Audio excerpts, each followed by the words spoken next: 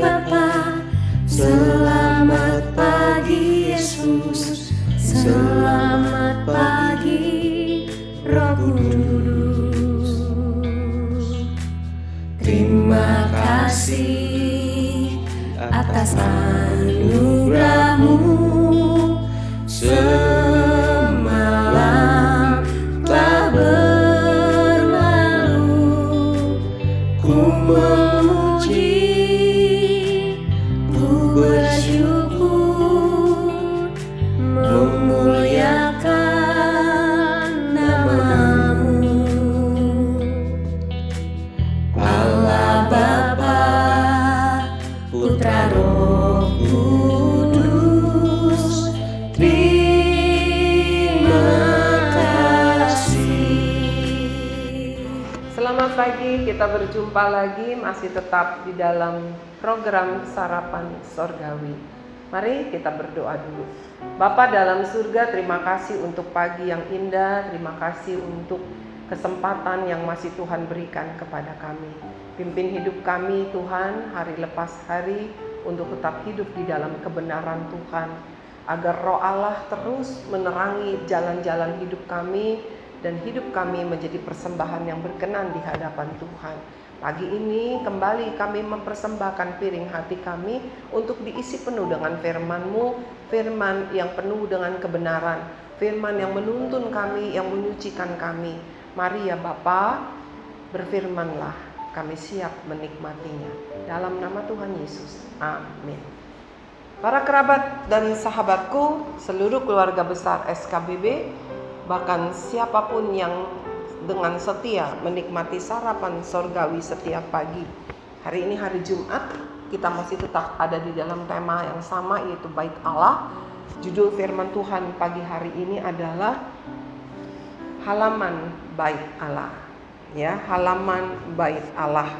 Kalau kemarin kita diajar Tuhan, dijelaskan oleh Tuhan tentang apa? Tentang ruang di dalam Bait Allah atau kemah sembayang, ya, sama pembagian ruangnya. Sekarang halamannya. Jadi selain dari kemah itu, selain Bait Allah itu ada halamannya. Seperti rumah kamu ada halamannya, ini juga ada halamannya. Mari kita akan membaca di dalam kitab Keluaran pasal 40. Keluaran pasal yang ke-40, ayat yang ke-6 dan 7. Ya. Keluaran pasal 40 ayat 6 sampai 7. Kau taruhlah mezbah korban bakaran di depan pintu kemah suci, yakni kemah pertemuan itu.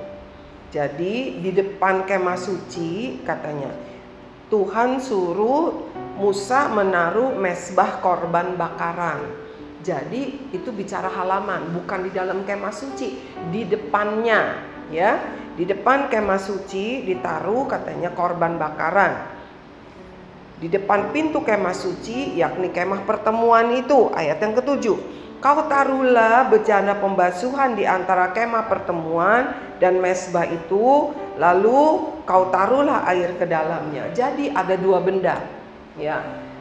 Kalau ini adalah Bait Allah atau kemah pertemuan, kemah suci, lalu di depannya ada mezbah korban bakaran. Lalu di antara kemah suci dengan mezbah korban bakaran ada bejana. Seringkali disebutnya kolam pembasuhan, tapi bukan kolam yang dalam tanah, tapi dibuat begitu seperti bak bulat begitu, ya, diisi air. Ya, kalian bisa lihat gambarnya. Dikatakan bahwa di dalam halaman itu ada mezbah korban bakaran dan ada juga bejana pembasuhan. Apa artinya bagi setiap kita? Korban bakaran kita tahu, setiap orang yang mau masuk, ya, setiap orang yang mau masuk ke dalam kemah, setiap imam, ya, setiap imam yang mau masuk berdoa ke dalam kemah sembayang, ya, kemah pertemuan itu, ada korban yang harus dibakar. Korban yaitu lembu, ya, ada kambing domba, itu yang dibakar menurut aturan-aturannya sebagai apa? Korban penghapus dosa. Dengan demikian ada darahnya nanti dipercik-percik begitu. Dan kemudian sebelum masuk lebih jauh lagi, imam itu harus cuci, ya, supaya bersih, karena bekas tadi kan ngurusin korban pembakaran itu. Nah, apakah sekarang kita kalau berdoa datang ke gereja atau berdoa di rumah masih seperti itu? Tidak. Tapi ini merupakan kiasan, merupakan perumpamaan, merupakan bayangan dari apa? Dari apa yang harus kita lakukan ketika kita datang kepada Tuhan. Ketika seseorang mau datang kepada Tuhan Allah yang menciptakan langit dan bumi dan memberikan nafas hidup kepada setiap kita yang kita kenal, ya, sebagai Yesus Kristus Tuhan, kita harus sudah membawa korban persembahan, korban bakaran itu. Siapa yang membawa? Yesus sendiri yang sudah membawa dirinya sebagai korban. Yesus sebagai apa? Anak domba Allah yang mengorbankan dirinya, sehingga ketika kita datang percaya kepada Tuhan Allah yang hidup melalui Yesus Kristus, kita menjadi berkenan, ya, dosa kita dikuduskan, tidak diperhitungkan, ya. Itu namanya mezbah, korban bakaran. Artinya melalui pengorbanan Yesus kita menjadi anak-anak Allah. Kita menjadi orang yang percaya. Dan setelah itu bagaimana? Setelah kita menjadi orang yang percaya, ada kolam pembasuhan. Itu bicara baptisan air. Jadi anak-anak yang sudah remaja, sudah umur 12 tahun, yuk ambil kelas baptisan, ya. Jangan tidak mengikuti kelas baptisan, ya, baptisan air. Di gereja pasti ada meskipun online, itu wajib. Bahkan setiap ibu bapak yang belum mengambil baptisan, firman Tuhan mengatakan demikian. Kita harus, ada banyak lagi ayatnya, tapi hari ini kita nggak belajar secara detail. Tapi gambaran dari apa yang Tuhan berikan syarat-syarat, yaitu baptisan, ada korban bakaran. Tapi tidak stop sampai di sini, ya. Apakah kita cukup hanya percaya kepada Tuhan Yesus sudah menghapus dosa kita, sudah tidak memperhitungkan dosa-dosa kita, lalu kita menerima baptisan, lalu cukup? Kita baca ayat yang selanjutnya di dalam kitab Wahyu pasal yang ke-11 ayat 1 dan 2. Wahyu 11 ayat 1 dan 2. Kemudian diberikanlah kepadaku sebatang buluh. Buluh itu bambu, tongkat, ya. Seperti tongkat pengukur rupanya. Jadi zaman dulu mungkin belum ada sentimeter, belum ada alat meteran, tapi pakai tongkat pengukur. Kalau sekarang tongkat pengukur itu sentimeter, tapi bentuknya dalam tongkat itu kalau tukang kain, ya. Bentuknya bukan sentimeter yang bisa digulung atau meteran bangunan gitu, ya. Tukang bangunan kan punya meteran juga, tapi ini alat pengukur gitu, tapi ini tongkat bentuknya, ya. Dikatakan seperti tongkat pengukur rupanya, dengan kata-kata yang berikut. Nah, jadi di sini Yohanes mendapat penglihatan, mendapat wahyu gitu, ya. Di dalam penglihatannya di Pulau Patmos diberikan tongkat pengukur dengan kata-kata yang berikut. Bangunlah dan ukurlah bait suci Allah dan mezbah dan mereka yang beribadah di dalamnya. Wow, bait Allah juga diukur. Bait Allah kita loh, ya. Kita yang hidup beribadah, kita juga diukur. Pakai ukurannya Tuhan, bukan ukurannya pendeta, bukan ukuran diri kita sendiri. Saya udah bener kok, saya nggak salah, saya udah bener, ya. Ukurannya adalah Tuhan sendiri yang mengukur. Terus ayat yang berikutnya, ayat yang kedua. Tetapi katanya, ya, tadi kan katanya dibilang bait Allah nih, kemah sucinya bait Allahnya yang disuruh ukur, ya, mezbah-mezbahnya disuruh ukur, orang-orangnya juga diukur. Ayat yang kedua, tetapi kecualikanlah pelataran bait suci yang di sebelah luar. Janganlah engkau mengukurnya, karena ia telah diberikan kepada bangsa-bangsa lain, dan mereka akan menginjak-injak kota suci 42 bulan lamanya. Ya, Apa artinya? Yang di halaman nggak perlu diukur. Tapi itu nanti katanya sudah diberikan kepada bangsa-bangsa lain, kepada orang yang tidak percaya, diinjak-injak selama 42 bulan. Yang sudah belajar pengukuran 1 tahun ada berapa bulan? 12 bulan. Kalau 42 bulan berapa tahun? 3,5 tahun. Ya, kita kenal seringkali orang sebut tentang antikristus. Itu adalah masa kesusahan besar di mana orang-orang yang tidak percaya kepada Kristus, yang menolak Kristus, dan orang-orang yang percaya kepada Kristus tetapi cuma ada di halaman, tidak masuk ke dalam bait suci, itu akan mengalami masa-masa antikris.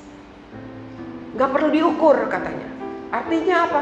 Udah semaunya aja. Jadi kita gak cukup kalau hanya percaya kepada Tuhan Yesus, percaya Yesus sudah mati di kayu salib untuk kita, lalu kita sudah menerima baptisan. Gak cukup sampai di situ. Harus masuk ke ruang suci, harus masuk ke ruang maha suci. Ada apa di ruang suci? Kemarin kita sudah belajar. Ada Roh Allah. Harus ada Roh Allah di dalam hidup kita untuk memimpin kita, menerangi hidup kita. Harus ada firman Tuhan tanpa ragi. Artinya firman yang benar-benar hidup, bukan daging kita yang hidup, bukannya kemauan kita, bukannya perkara-perkara dunia yang masih memimpin hidup kita.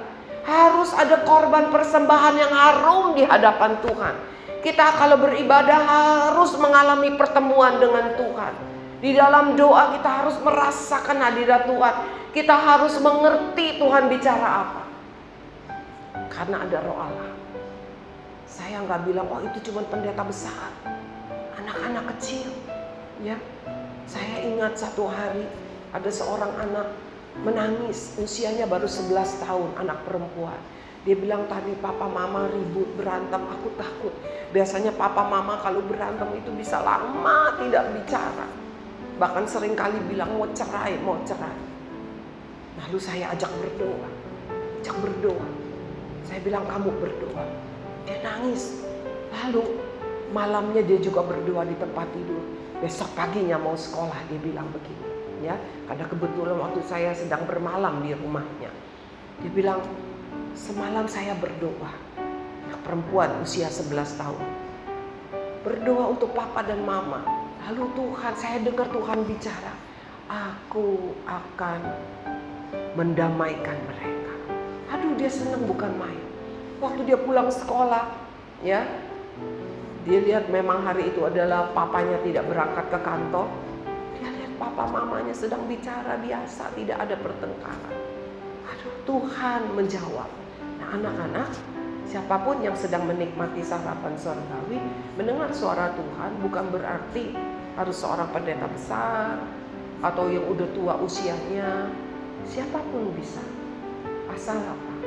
Asal engkau membiarkan Roh Allah memimpin hidupmu dan kebenaran Tuhan ada di dalam hidupmu. Mempersembahkan hidupmu sebagai persembahan yang hidup, yang berkenan di hadapan Tuhan. Dan engkau datang dengan hati yang tulus. Jangan cuma senang ada di halaman. Jangan merasa puas karena engkau sekarang sudah menjadi seorang Kristen, sudah dibaptis. Engkau harus mengalami kepenuhan Roh Kudus. Bukan kata saya, tetapi kata firman Tuhan. Ya, harus ada 7 pelita Allah menyala di dalam hidupmu. Harus ada firman Tuhan yang hidup. Hidup bagaimana? Karena huruf itu mati, tetapi roh yang menghidupkan, kata firman Tuhan. Alkitab yang kita baca hanya terdiri dari huruf-huruf yang mati, nggak bisa bergerak-gerak. Tetapi ketika kita baca ada Roh Allah yang menghidupkan, sehingga firman itu sepertinya berbicara langsung kepada kita, memberikan kekuatan, memberikan penghiburan, menyembuhkan luka kita. Mari kita tundukkan kepala. Bapa dalam surga, kami tidak mau hanya ada di halaman. Kami tidak mau nanti masuk ke dalam masa antikris kesulitan besar, di mana tidak ada seorang pun yang dapat bebas datang beribadah kepada Tuhan. Kami tidak mau mengalaminya ya Tuhan.